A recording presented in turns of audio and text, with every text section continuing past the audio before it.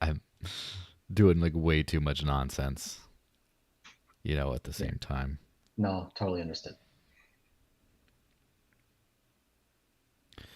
Okay, it's funny. Goobadoo just asked like, "Where's the link to YouTube?" because he can't do Odyssey. Because uh, I would assume Arden or else one of her subservients um, did a shared out the link to the podcast, Hmm. and it was the Odyssey link. It was like a retweet, which is what I Right. always prefer. Yeah. Um, but that doesn't. There's in the Odyssey link. There is a YouTube channel link, so you can just go to the YouTube channel and check it out. However, I guess some people is, where's the link? I don't see it. What's going on? Like, all right, Got it. there it goes. Well, I I saw have it. your post in Telegram, and I replied to that. So Yeah, I yeah. saw that. That's cool. Yeah. Um, Whoops. Let me just open. Oh, live stream in progress on Odyssey. So on YouTube, we have. Let me hit the live chat. We got a one person probably go to watch on YouTube because they just shared the link. Odyssey had a lot more at 11 watching, which is nice. Excellent. One time's commenting. Hey, one time. All right. So we're basically just you can wait just a little more for more people to join. But yeah, for everyone joining, hi. We're basically going to give an overview of the Dashcore Group's budget and how they've managed to the savings. What are we calling that? The The reserve. reserve, right? How the reserve is being managed, and also a bunch of staffing stuff, like what staff have been added, how many in which departments, those kinds of things, as well as the sustainability of staff throughout various kind of projections. And we mentioned something about how long would it take to go through the reserve or whatever at some sample price numbers, but I don't think we fleshed out exactly what those were. Do you have any of those kind of on hand of Yeah. like, Yeah. okay, I'm totally happy to go through all of those numbers right now. yeah. Well, Overall, yeah. Go let's ahead. wait until after we do the Uh, yeah. Fair you enough. know, No, I have those numbers. I'm excited to share them out. It's from a financial standpoint, we are strong. So I can't wait to mm-hmm. kind of dive into the details there. Yeah. Now Goobadoo's complaining about, oh, wish the YouTube link had been shared. More people are watching on Odyssey by far than YouTube. All right, that's good enough. Let's stop with the pleasantries. Although I will remain pleasant as long as there remains coffee in this cup, and run the intro graphic and just get right down to business.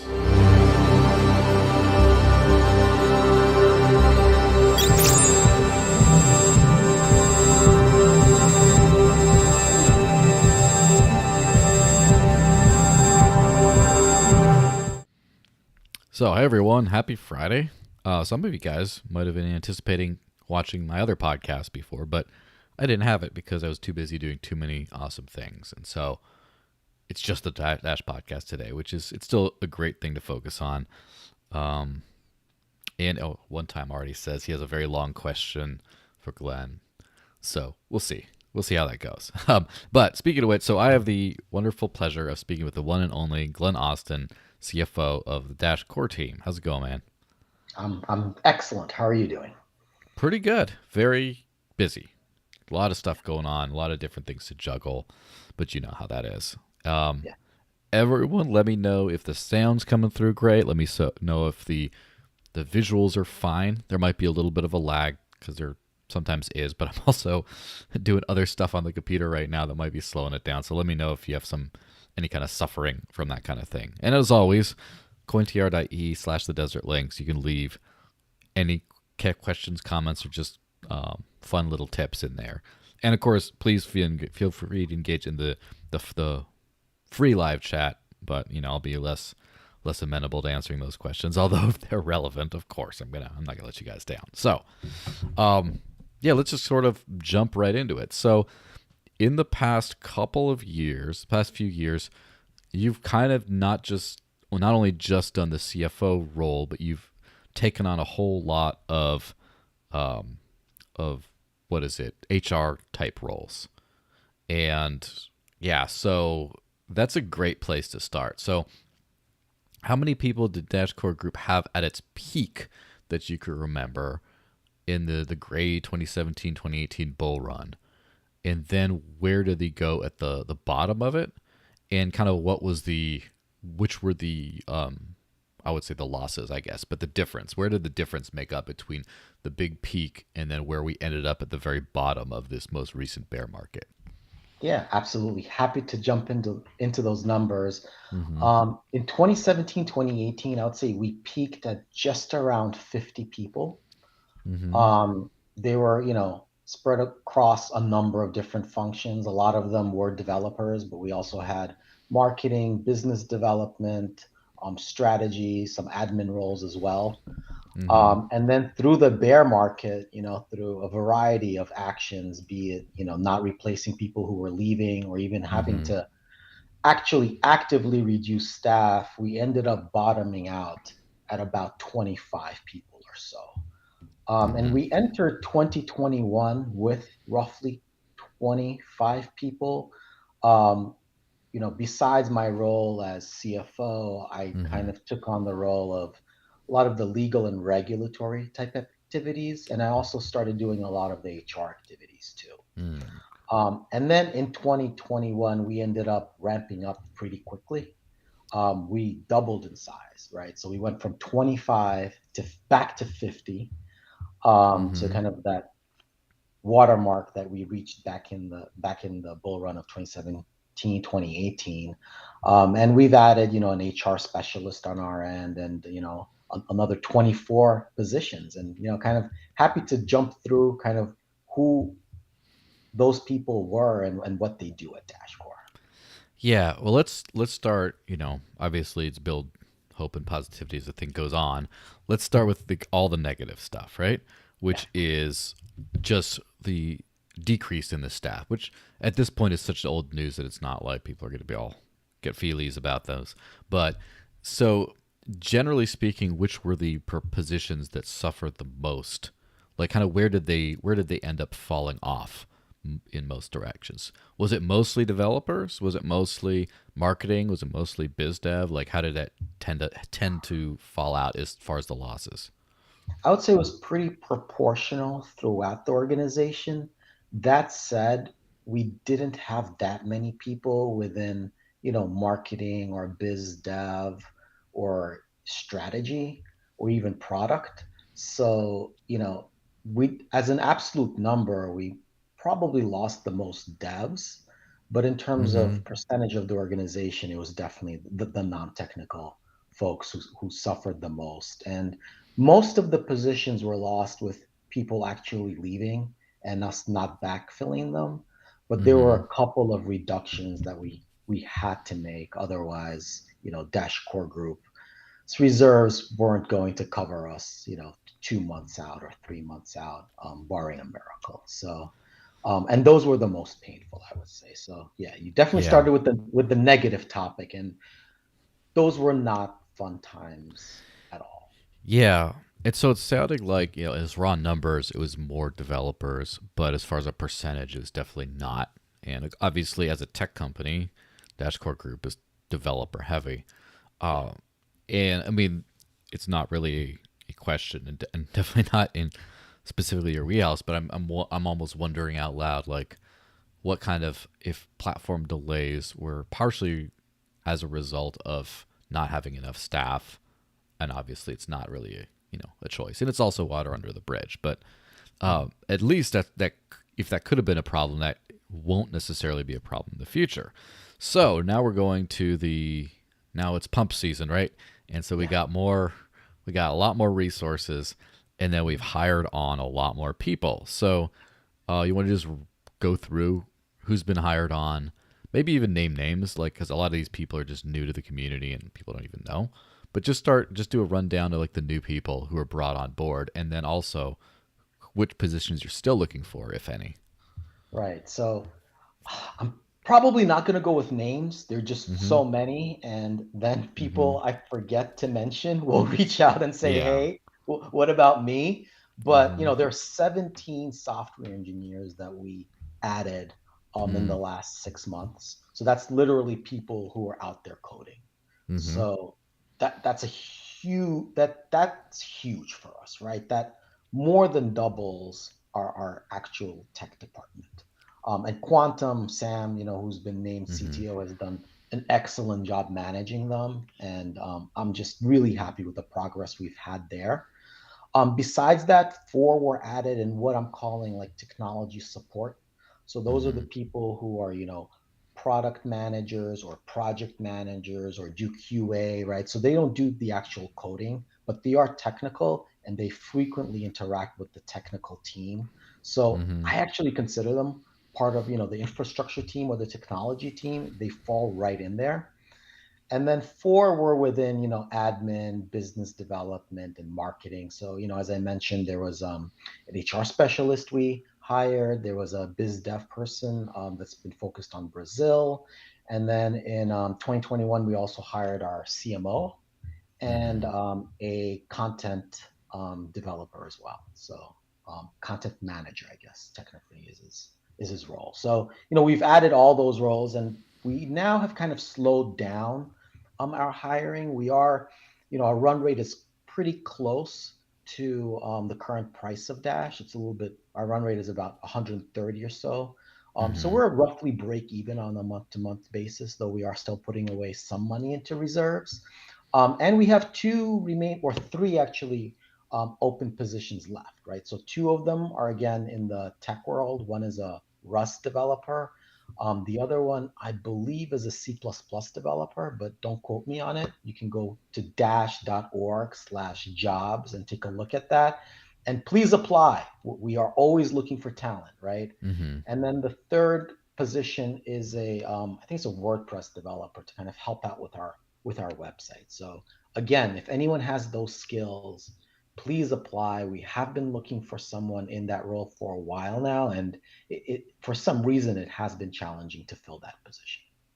The which was that one you mentioned? The This WordPress one, so the person who would be interesting. helping out with our website and with some of the content and all that. Yeah, Yeah. I wonder why. Do you have any speculations as to why that might be? That's a hard one because I kind of, you know, back in the early days, I did a lot of stuff with WordPress. I was just doing sites, but I wasn't really a developer. And then I did Mhm. go to WordCamp at one point with some, the WordPress like hackathon or whatever to learn a Right. little bit more, even though I was still at the very basic sort of level. Mhm. And it's as far as develop, like I consider myself like a monkey, and if I could figure it out, like within some training, I figured Yeah. that it should be easier than like maybe a Rust developer. Um, but I'm just wondering, maybe it's just you don't have a lot of it. Is it a crypto specific WordPress develop? Does it require something to, or is it just a general purpose one and just there's just not a lot of them out there, especially not for like those price ranges or whatever. It might be a price issue. It Mm-hmm. also is an initiative issue. I've heard a lot of feedback where, someone would come to the interview and we would say, okay, you're applying to develop our website. What do you think of the website? How is it looking? What suggestions do you have to improve it? And a number of candidates hadn't even gone to the website. And it's difficult to hire someone who hasn't even bothered to Mm. check what their job would be theoretically, right? So, That's a very low bar. yeah, Yeah. yeah. At least go to the website, right? So, if Yeah. you can't pass that bar, it's kind of like it's hard to justify hiring someone. So, I think that's a component. Price might be a component.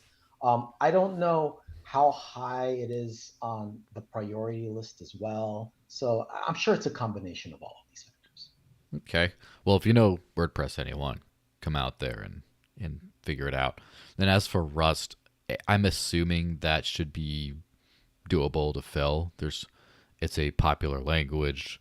A lot of people know about it. A lot of people in crypto are doing Rust. So maybe it could be a little bit of a competition between developers on different projects, but it also just could be, we're going to find someone. How's your audio, by the way, Glenn? Kind of spaced out there for a second. Well, um, I assume Glenn will be back in just a little bit. Sorry about that, guys. But in the meantime, I remember a few of you were trying to ask specific questions about. I remember one time I was trying to ask a rather longer one. So Spade says, I'm studying WordPress. I have 1 year left at university. That's awesome. Nice. Is that your primary study area, Spade? Because if so, that would be cool and that would work right in. So for those who don't know Spade, he's been in the Dash community recently and has been running around doing just about everything. Like very active on Twitter, been making videos, things like that. And oh hey, you're back, Glenn. How's it going? Hey, good, good. Yeah, it's just a brief I guess outage on your side or whatever, but Yeah. basically I was just going over how Spade, I don't know if you've seen him run around the Discord, but he's in the comments and he's got 1 year left studying WordPress at university. And so that would be awesome if it might be a little premature. Maybe you need a more seasoned developer at this point. But I was just giving Shade a shout out because he's been very active on Twitter, making YouTube videos and all that kind of stuff for Dash. So very appreciative Oh, of that. awesome. Yeah, have them reach out directly to me, Glenn at dash.org, and happy to pick up the conversation from there. Yeah, definitely on that. And then we were just talking about Rust. And is it just been hard to fill, or is it just you filled a lot of positions and there's just one left and it's only a matter of time kind of thing? Um, we filled a junior Rust position, and that was Mm-hmm. relatively easy. I think it's a little bit harder to fill the current one because that's the advanced one. Like, we Okay. really want someone who's had a number of years there, who really knows what they're doing. I think we Mm-hmm. have narrowed it down now, and we might be making an offer pretty soon if we haven't already. But even if we have, that position will still be open because I'm pretty sure we need two advanced skilled Yeah. or Rust developers with advanced skills. So yeah. Yeah, I mean that makes sense. Uh, Now is Rust a fairly new language, or has it just become more popular lately? From what I understand, and I'm non-technical, it's become more popular lately, and a lot of blockchains are now using it because it's Mm-hmm. pretty versatile and there are a lot of things you can do with it. But again, I'm out of my depth if we start talking about Rust from a technical perspective. Yeah. So that basically rounds out a lot of areas. Now, basically, that means the Dashcore group now has the staffing necessary to build a robust platform and deliver it on time, maintain core, and maintain technical support and integrations and things like that for major partners. Would that be kind of an accurate overall assessment?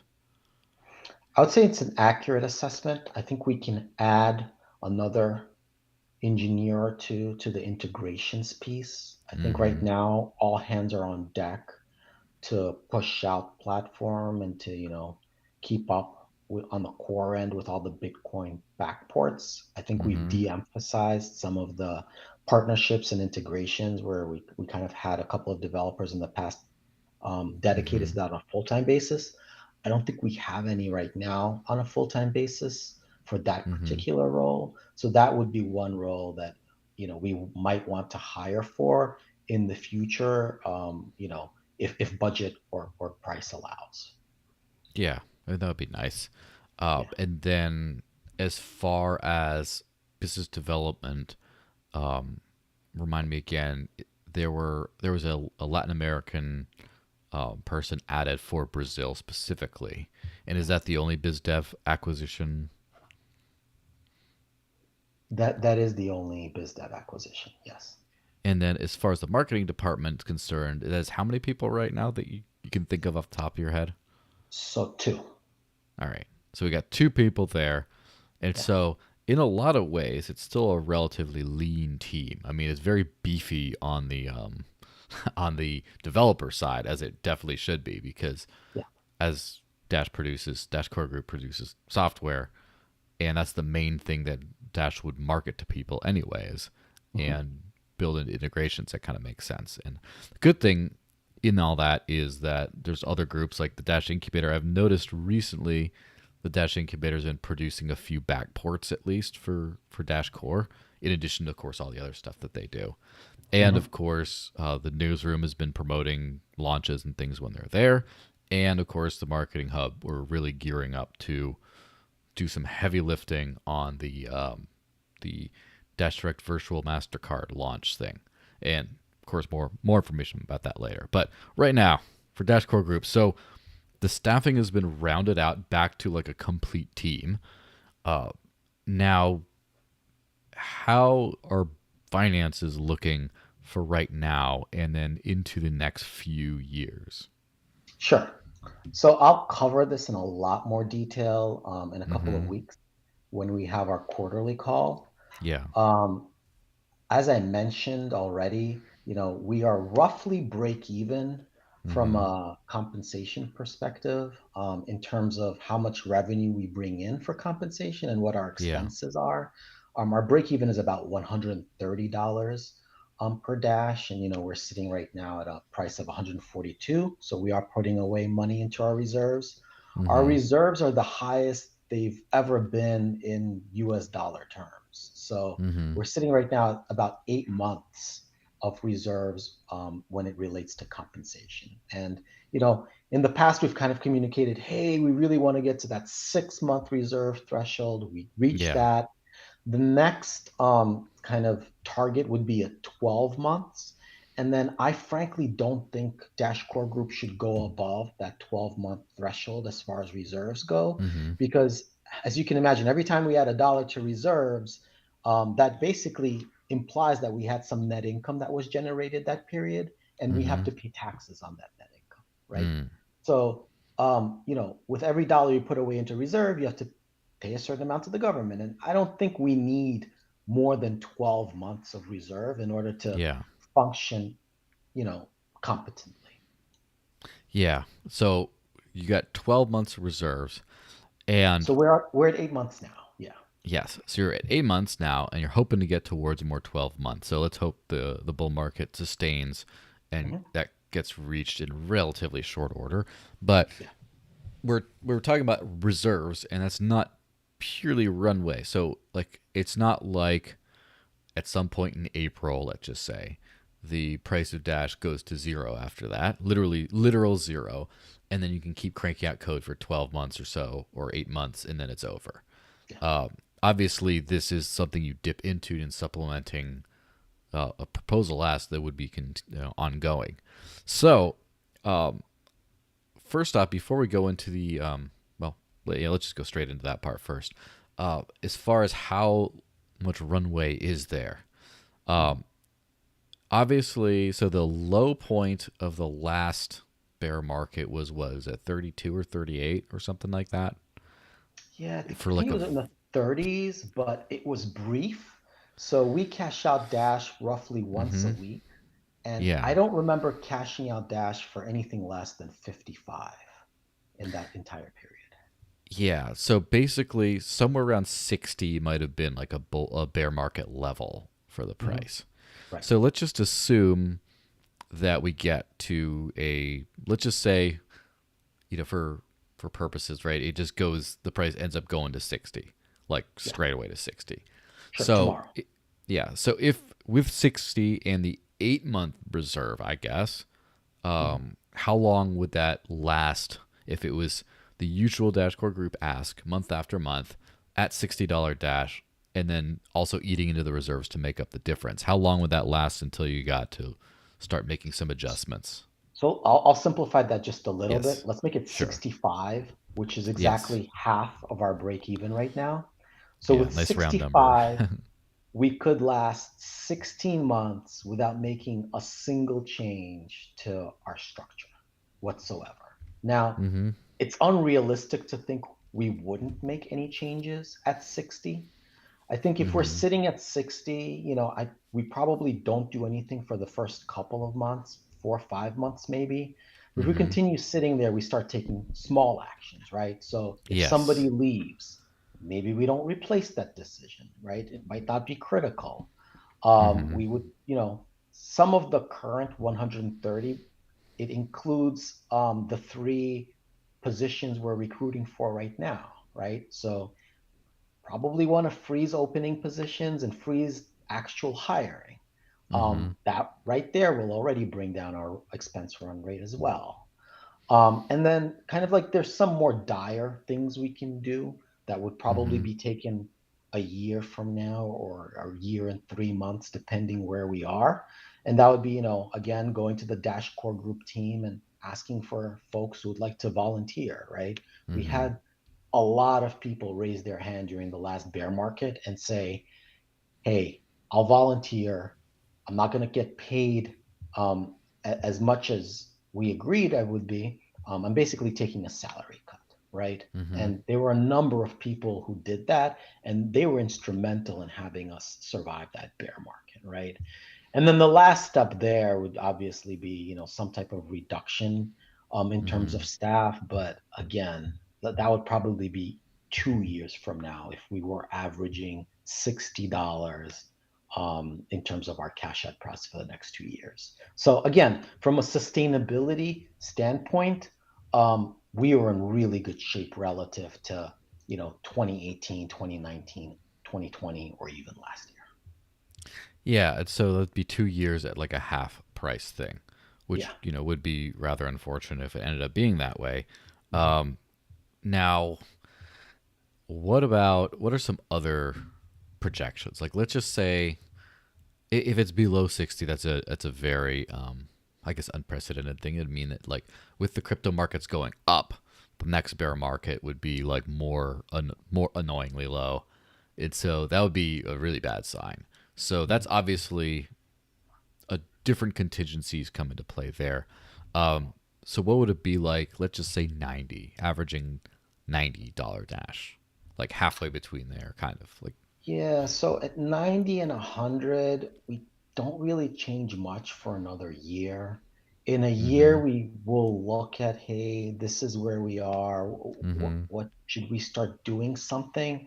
But I'm assuming a lot of things will change in the next year. I'm pretty optimistic and bullish around, even, the platform release that's coming in 2022, the Thorchain integration. Like there are some of the Mm-hmm. business development and marketing initiatives we're working on. Like I just I it would take a pretty deep bear market for us to get to 60, and even at 90 or 100, it means like something really didn't go that well, right? So Yeah. I, I'm in the bullish camp here right now. In the past, we've spoken. Maybe I haven't been as bullish, but right Mm-hmm. now, I'm feeling pretty good about where we are. Yeah, but that's interesting. Market sentiment is like I have based each passing year, and I've been in crypto for close to a decade, like 9 years or so. And in that time, each passing year, feel less comfortable in giving people even an unofficial prediction for where the markets and prices of especially specific assets will be at in over the next few years. It's gone so much more chaotic. And for example, Dash had an epic bull run in 2017 and an epic correction after that. And if you kind of factor out that giant pump, it's been doing all right. You know, if you kind Mhm. of, but in the context of that giant pump, it's just like, wow. And there are a few things that I'm sure we have to, again, pure speculation on my part, but I'm pretty sure a lot of that had to deal with just the relative lack of. Dash has never been good at generating noise, but the relative lack of noise in the space made it easier for someone to just scroll down and be like, oh, look at what these guys are doing. But more importantly, the Masternode Rush, the gold rush, right? Where Yeah, people are like, I buy a Masternode, I'm set for life. I spend 10 grand on a node, and then yeah. like I'm just like set for life. Mhm. And, that up and down. And that's kind of a once in a lifetime sort of a pump. And Right. so I guess we could you know, expect much more realistic growth in the future. But, Mhm. who even knows? Who knows if, like, one thing that's been difficult to sort of wrap our heads around have been, you look at transaction volumes for something like Bitcoin in the 2013 and pre times and stuff, and you start to see Dash's biggest success moments as far as price were accompanied by a significantly lower amount of blockchain activity than Bitcoin at similar prices because of it's hard. People don't like to say that Dash is hyped, the H word, right? But there was a lot of Mhm. speculative money thrown, which isn't necessarily saying hype, but there's a lot of speculative money being thrown at Dash that they're saying, we see the technology, we see what they're working on, this is going to be huge in the future. Mhm. And it'll be very interesting to see where the price growth goes from there, because I have a feeling that our days are behind us as a speculative engine, and or at least primarily as such, and every other bit of growth will have to be earned. And Mhm. not to say speculation isn't earned, but I'm just saying it'll have to be more like, well, people are buying it to do useful things with it. And Mhm. so that'll be very interesting to see. I have no idea if it's just going to stay around, the 1 to 200 range for a few years and then start growing after that. Or who knows if it's going to go astronomical in the next couple months and like get to like 2000 or something and then kind of do a repeat pattern. Mhm. Oh, who knows if it's even going to go like just go down to 60 and then like 40 or something and hang out there for a while, heaven forbid. But it's very, it's crazy. We don't really know what the markets would do, but, I kind of salute you for planning something very concrete around something very like, I guess, ethereal. Yeah, and that has been, I would say, the most challenging part of my role is we have all this revenue coming in, right? 100% of it coming in Dash, right? Mm-hmm. And then we have all our expenses or all of our liabilities denominated in US dollars, right? So managing that volatility in Dash, and making sure that we can meet our obligations from a liability perspective, it's been interesting and challenging, and I really believe we've worked out like a pretty strong methodology on what to do there. Mm-hmm. So one example, for example, is that we've taken all of our reserves, Mm-hmm. the 2.5, roughly $3 million that I've referred to previously, and we've taken the majority of it and invested it, right? So we've Yeah, invested that it was into that was on the agenda too. I was going to ask you next. was it? This is interesting stuff, in my Yeah. opinion. So we invested it in equity and equity-like products, right? And I think that's in philosophical alignment with the network, right? Mm-hmm. Um, you get into Dash because you believe that USD does not reflect a good store of wealth or value, right? Yeah. And that's kind of been borne out in experience. I mean, I think inflation came out for 2021 on Monday or Tuesday, and it clocked in at Mm-hmm. around 7%. So if I'm holding $3 million just in US dollars, I've paid a penalty, right, of what, $210,000 just because I was holding USD, right? I've Mm-hmm. been immediately off the bat penalized from that.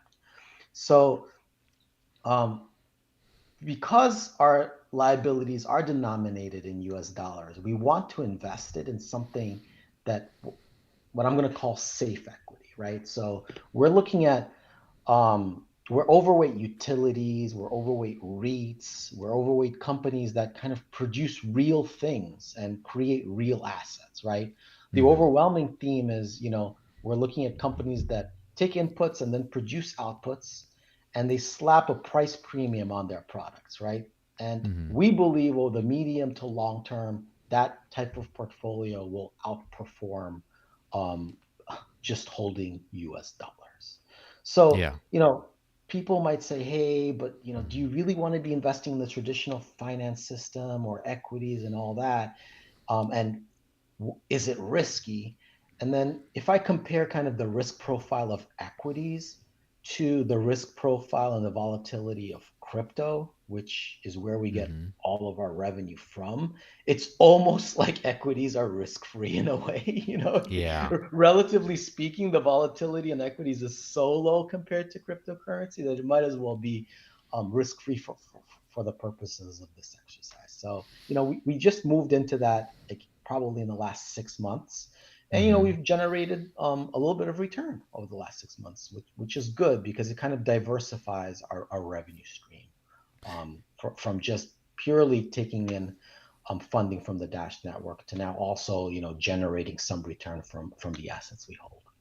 It's interesting because that's like a diff style thing almost, where you give money to the diff and they invest it in things that which have supposedly I would imagine outperform at least USD, but definitely Dash. You Mhm. know, in in terms of performance. Of course, the diff is a completely different conversation.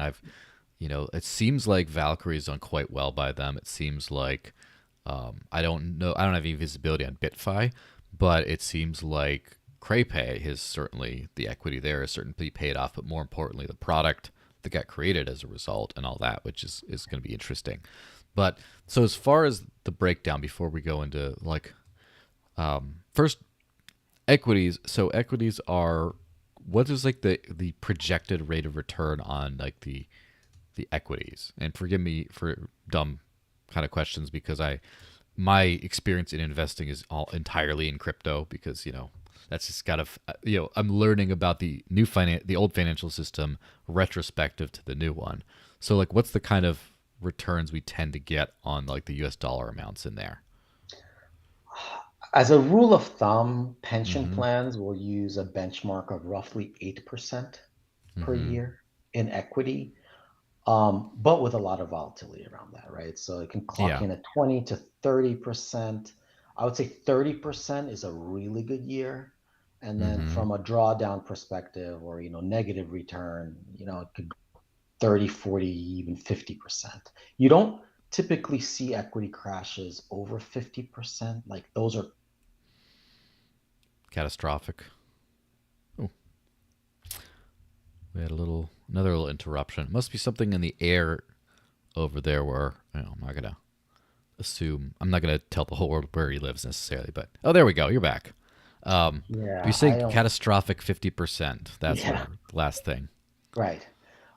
Very different from crypto, where in crypto, catastrophic, I would say, is 95 to 99%, right? Yeah. Like that's actually happened. Yes, 50% is an Elon Musk tweet.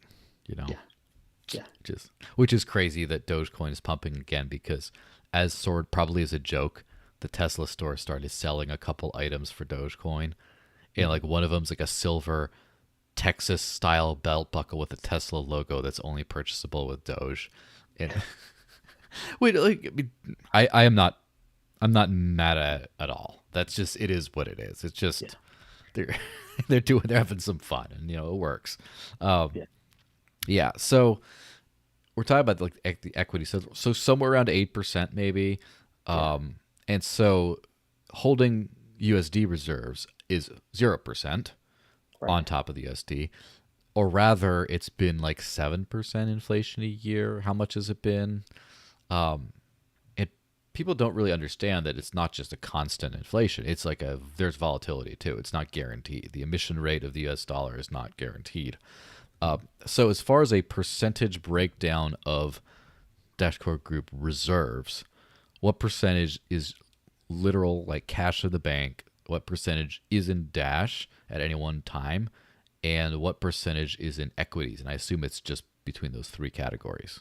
Yeah, it's those three categories. So we have about a Mm-hmm. million in USD and or fixed income type products. And when I say Mm-hmm. fixed income, we're not investing in bonds, right? Where Mm-hmm. there's a negative real rate of return. And as interest rates go up this year, you'll actually Mm-hmm. lose money on bonds. It's Yeah. more like it's basically US dollars. So Okay. that's a million there. And out of that million, probably half a million over the next year will be redeployed into equities. We wanted to Mm-hmm. slowly get in. to kind of, diversify the timing. If we take the Yeah. plunge into equity at the same time, you kind of can get killed if the Mm-hmm. timing is bad. So we're kind of, dollar cost averaging our way in. We already have roughly 2 million deployed in equities. And Mm-hmm. then from the network, we get almost 3,000 Dash a month currently. And, after using that Dash to pay off invoices and, reimburse expenses and all that, we end up Mm-hmm. liquidating the balance of that Dash throughout the month, leading up to kind of the next revenue event or the super block. Yeah.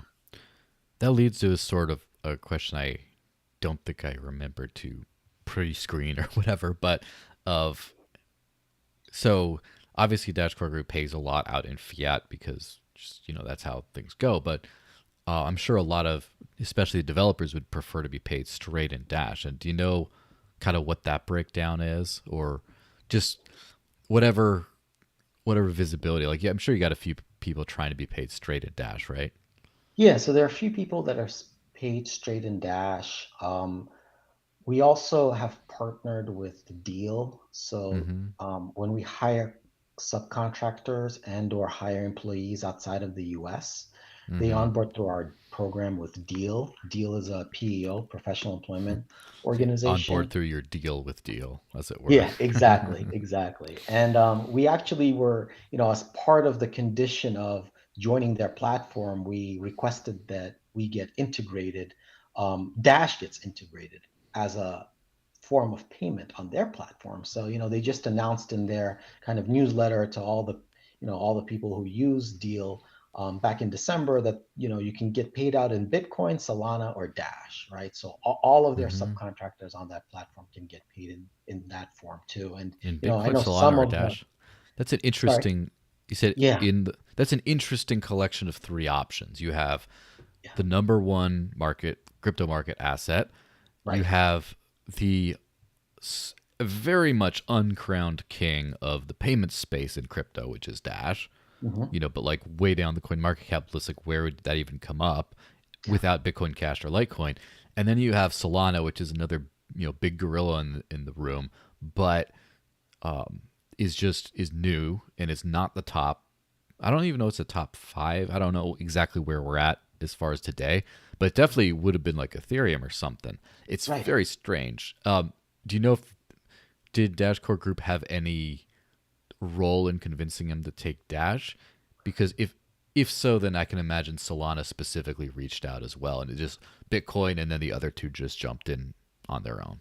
I think that's what happened. But then when we did speak to Deal and we mentioned to them, Mm-hmm. how cheap it is to use Dash, and then with our onboarding person, we actually had him download the wallet and sent him a couple of bucks in Dash. He was like, Did the "Oh hard my, sell, this huh? is this is incredible!" Right? He got so excited, and then he Mm-hmm. was like, "And I'm not paying the fees I've been paying on all these other networks, right?" So Yeah. it was pretty once we showed it to him, it was really easy for him to go to kind of the leadership team. And kudos to them for being like, hey, we want to get into crypto. And Dash, yeah, we know Dash. Absolutely, let's integrate them, right? Yeah. So kudos to them for kind of being flexible in the space and saying, let's consider it and see if we can do it. And yeah, they Mm-hmm. basically integrated that. And I think it flows through Coinbase, right? Because they don't want to actually have to host any of the infrastructure or the wallets or anything. So the Interesting. disadvantage there is that Coinbase probably charges like 1% Two or percent. percent and a half to run that program. So you lose a little bit of money on the fees there. But nonetheless, being you want to always be integrated in more places, and Yeah. have people using Dash and getting paid in Dash as well. I know Coinbase has their own direct deposit kind of thing. So Mhm. yeah, I'm sure a lot of people use the Coinbase API. So uh, before we go on to like other things, start thinking about other stuff that I haven't said that you want to say. But in the meantime, we got a a question from one time, which hi one time, which is a very long question. No, I would say long. I wouldn't say very long, but it's a long question. controversial possibly, and with a lot of speculation stuff. So just gonna throw it out there if you're like, Yep. yeah, I don't know. I think we should think about stuff before answering that, and then we'll do that on the call or whatever, the quarterly call or Okay. whatever. But anyway, he says, hi Joel and Glenn. With the timing of all the great things coming soon, I think the whole Dash community can voluntarily coordinate a sustained, long-lasting pump in the price of Dash. That's the controversial, basis for this.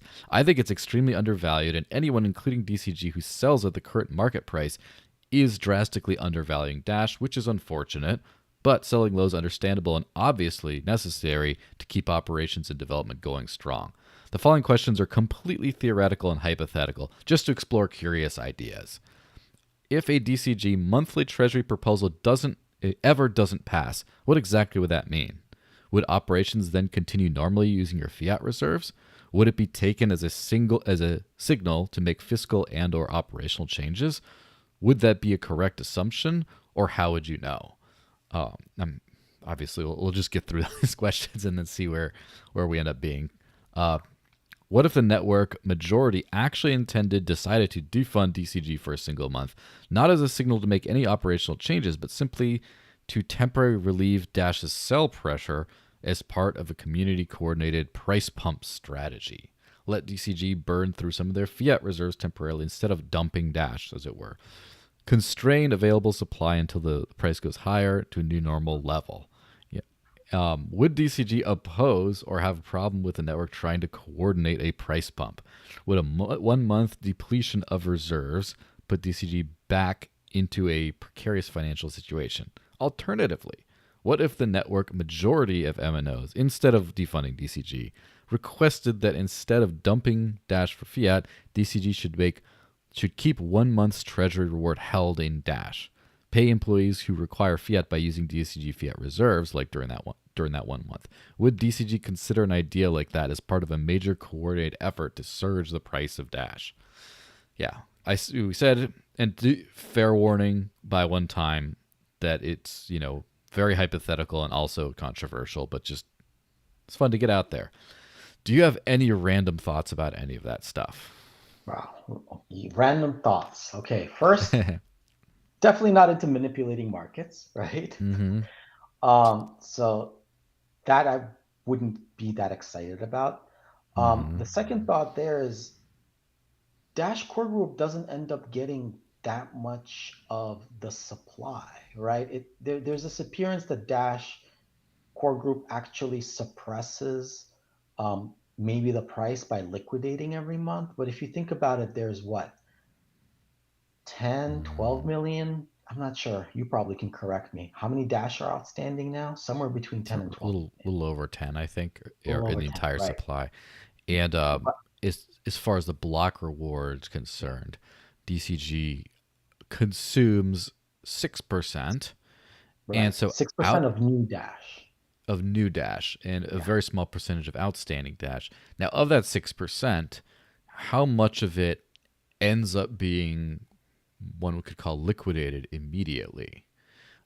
Because I'm sure a lot of it goes to people and things that don't necessarily liquidate initially, even if DCG gets rid of it.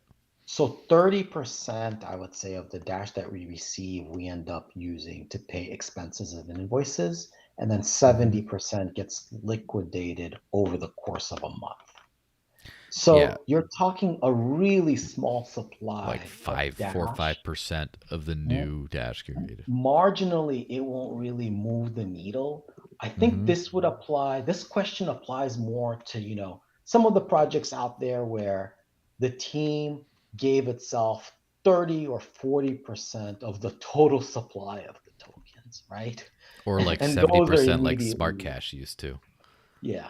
So, and those are immediately like, and they can liquidate those immediately. In that Mm-hmm. sense, yes, now the team definitely can, I don't want to use the word manipulate, but the price is definitely Can have an sensible. effect on the They have an price. effect on the price of the of the underlying token. With Dash Core Group, it's 6% of newly created Dash. I just don't see how that kind of moves the needle. Yeah, that makes sense. And think about price pumps, as far as like market manipulation, it's very obvious that this happens, by the way. And Mhm. it's started to sort of come together a little more when I start seeing certain Twitter accounts on Bitcoin specifically, because they have the higher visibility, all coordinate in weird ways where Hmm. like there's a 7% inflation announced for fiat, and they say like Bitcoin has, there's one tweet they put out that said Bitcoin has 0% inflation, which is not really true, but Wrong. Right. I think they meant that after the 21 million is created, there would be 0% inflation. But it's still like, and then I saw so many Twitter accounts saying the exact same thing. It's funny, and on another one, I can't remember exactly which one, but some new announcement, there was, oh, these are all over 500,000 follower accounts, like Bitcoin Magazine, documenting Bitcoin, and some other Bitcoin one, as well as the Winklevoss twins in their own versions of this, and Charlie Shrem, and a couple others, all at the same time say the exact same basic message, and Oh, it's interesting. and it not in a way to where you think that they're all managed by the same social media manager or anything like that, but it's there's clearly some coordinated Twitter wide, trending wide messaging going on to kind Mhm. of do this sort of thing. And from uncovering a lot of the El Salvador news and what it really means, there's a lot of stuff that was, I would say, deliberately hidden in order to do this kind of stuff. So, and that's just Bitcoin, which is, I wouldn't say the least manipulated, but it's one of the harder to manipulate on the whole. As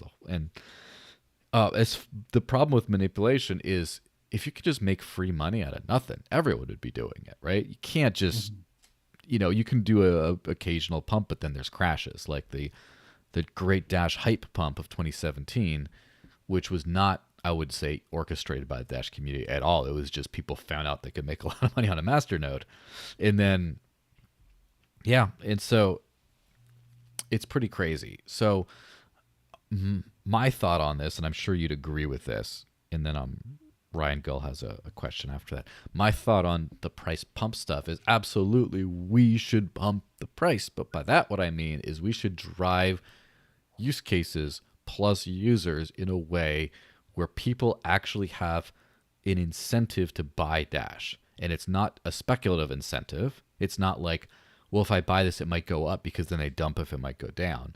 Where people have an expectation of profiting either through direct monetary means or through use cases by having Dash. Like, for example, if people can save 5-10% on Dash Direct and they'd rather buy it, they'd be like, okay, well, this does not inflate like the US dollar. So Mhm. we're going to buy this and then we're going to save. And so then you have constant buy pressure to buy Dash to spend it as money. Or on the MasterCard integration thing, where people want to be able to live unbanked off crypto, because people like me might have made it cool. But then they just want to, then they, even though there's not a monetary value, it's a big value to them to do it. And so they're going to buy Dash no matter what. It's maybe not if it crashes to nothing, but they're going to buy it and sustain the price. Or if people can do one click staking in the wallet for, CrowdNode, or they can provide liquidity on ThorChain and they can make returns on their Dash and they buy Dash to make returns. All that stuff puts pressure in. And like, for example, today, if you stake, if you provide liquidity for BUSD, the Binance USD token, on Thorchain, it's over 60% APY as of today. It's pretty Oh, interesting. insane. And I don't think that's sustainable. And it's 50% exposure to the Rune token at the same time. Mhm. However, there's just a lot of things like that once you give people a reason to buy Dash, then you start pumping the price, right? And then enough people see that and then they start speculating on it. And then they start saying, oh, well, Dash is going places. I better buy some. It's so cheap right now. And that's kind of how you do it. You do it on real growth, on real value, not on, I guess, like orchestrated stuff. And understanding is not a criticism at all to one time. Obviously, it's just an interesting thought to put out there. I think I'm very grateful to have that in people's minds because, you know, it's good to have that there. But that's just my thought. I don't know if you have the same thought. Largely aligned with you. Yes. Okay. Now, do you have like a hard out in like 1 minute? I could probably go 5 minutes over. So, All right. yeah. Let me hit this last question there from Ryan Gull. Do Sure. we pay taxes on the reserve amount itself or just when we add to the reserves? So that's a great question. We pay taxes when we add to the reserve, right? So Mm-hmm. if we start the fiscal year with $3 million in reserves, right? And then we end the fiscal year with $3 million in reserves, and we generated no net income through that period, which, Mm-hmm. the lack of growth in reserves would imply, we pay Mm-hmm. zero taxes, right? So Yeah. scenario where we reach our 12-month reserve target and we Mm-hmm. request from the network only the break even amount, in that scenario, we would not be paying taxes for that year. So Yeah. that's the goal, right? That's where Dash Core Group wants to go. We pay our taxes up front as we build up that reserve. Once we reach steady state, we're done paying taxes. Mm. So basically, the act of adding to the reserve, drawing down the reserve, and then re-adding later, and all that kind of all that up Mhm. and down, it's costly, right? Um, Or does the I drawing down constitute losses that then you can write off, for example? exactly. So, Okay. yeah, it's just the absolute amount of reserve you build up over the years Mm-hmm. that get taxed. And since we don't want to go above a certain number in terms of months, I expect our taxes over the medium to long term to approach zero. Yeah. Well, that's a good prospect, especially because a lot of people in the crypto community aren't big fans of adding to the inflation. They're not a big fan of the inflation. They don't want to add to all the tax structure as much as they Yeah, can. So right. that's No, pretty and good. So that was a great question, and yeah, I'm glad he asked for that clarification. I'll be sure to include that in the next quarterly call too, that distinction, because it is important. well, any final thoughts as we run up to the end? Anything else you want the community to know or that you're excited about? You did mention the quarterly call should be in a couple weeks, right? Yeah. Yeah. So I'm excited about that. I wish we did get to, some of the legal and Mm-hmm. regulatory issues that we've been dealing with. Some more around governance as well. I think that's Mm-hmm. going to be a hot topic for the Dash Network in 2022. So again, probably could have had this conversation over the course of 3 hours because there's so many interesting and fun topics to cover. But guess we'll Every do an hour for two now and try to weeks. do this again sometime soon. Every 2 weeks, there's one of these. Yeah, Hopefully, there I you can go. get Arden on next 2 weeks, Okay, I mean. But then in a right. month from now, after the quarterly call, it might be good. And yeah, we'll start scheduling out. And yeah, there's always a pleasure to have you on. You always Yep, very precise and communicative about a lot of things of a lot of value. And yeah, I think I hope the community seems to be very happy about this. So yeah, thanks that's for very much for being on and enjoy the rest of your day. absolutely. Thank you so much for having me. And sorry, my connection dropped there a couple of times. So It's all right. hopefully it wasn't too disruptive. All right. Well, All right.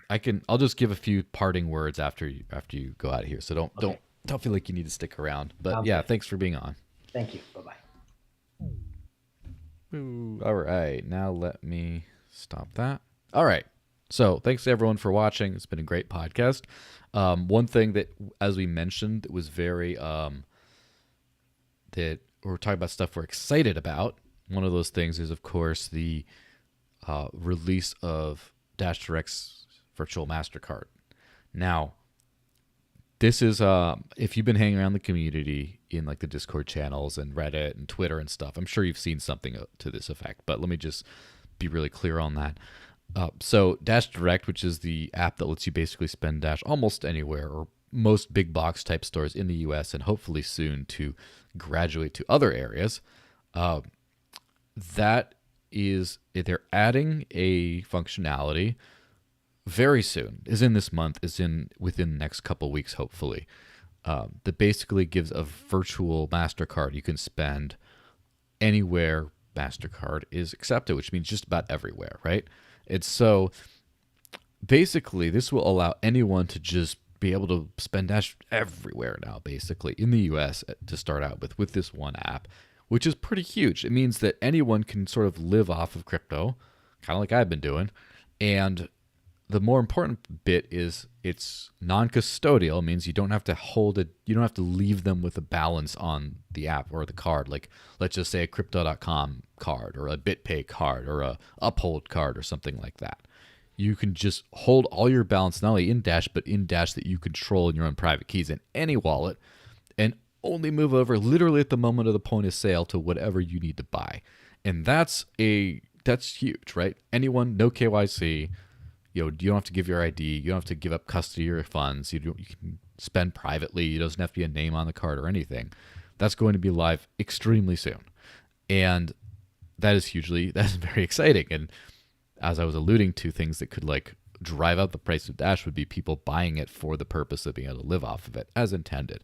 So the group that I'm a part of, the Dash Marketing Hub, is obviously going to help start promoting this kind of stuff. However, we're also putting in a supplemental proposal to basically ask for, I think it's been decided on an extra 100 Dash to market this directly to more like YouTube audience and other things like that. Basically provide that extra bit of actual paid reach to make sure this makes a splash in the world before we have competitors and things like that, like other cryptocurrencies either adopt similar things or engage with CrateBait to get their own app built or something like that, to basically make the most of this head start Dash has on actually being useful 100% as digital cash in the US at least. And so, yeah, if you are a member of the voting public, please go and vote for these two proposals. Thank you. If you're not a member of the voting public, definitely at least use the crap out of this app when it comes out. When the integration comes out, we need as many people making noise around it as possible. And the Marketing Hub does have a bounty to just reward random contributions. So if you just run out there, you're tweeting all over the place about this thing and you're getting a lot of attention, you're just making a bunch of videos unprompted, of yourself spending this, you're getting on somebody's show that and you're talking about it, we will have like a reward to like throw at people like that, to recognize voluntary contributions. But there will also, of course, be a lot of other bounties around this. So yeah, look forward to that in either way. And if you're a voting member, please vote for the proposals. And more importantly, Dash is digital cash, decentralized digital cash. You don't need anyone's permission to use. So the more this actually gets used, the better and truer it kind of is. So thanks everyone for watching. Please like, comment, share, subscribe. If you enjoyed this, cointr.ee/thedesert and leave a nice little donation in. Of course, you can throw me something on Discord or whatever else, as I already seen some people are doing. Thank you very much. And yeah, next week, we're back to our scheduled programming for the Digital Cash Rundown. 2 weeks from today will be another Dash podcast. So thanks everyone for watching. And yeah, I will see you guys in 1 week or 2 weeks. Bye-bye now.